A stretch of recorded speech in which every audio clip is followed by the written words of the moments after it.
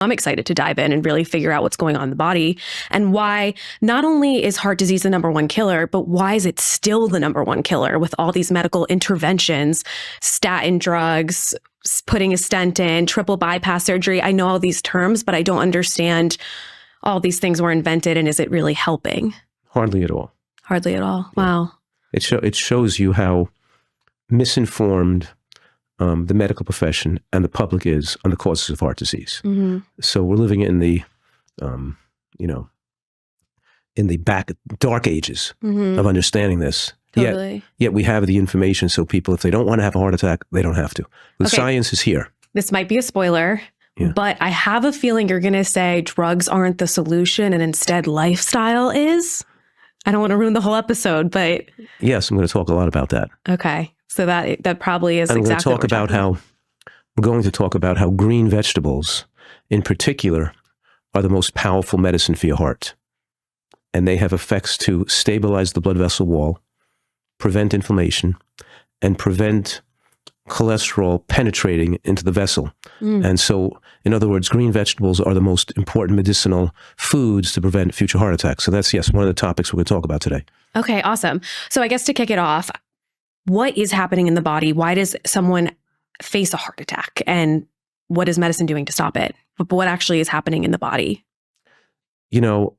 Heart attacks, we should say, about 98% of heart attacks are caused by a clot that forms in the heart.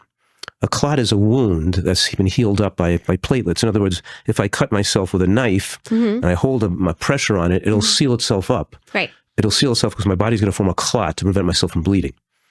Well, the blood vessels get broken on the inside. They get a little cut in them, and they have to be sealed up with a clot, and they seal the platelets clot to seal up the blood vessel, and that clot propagates and obstructs the vessel and causes a heart attack. So clots are the main cause of heart attacks. Not just in the heart, but in the blood vessels in the whole body.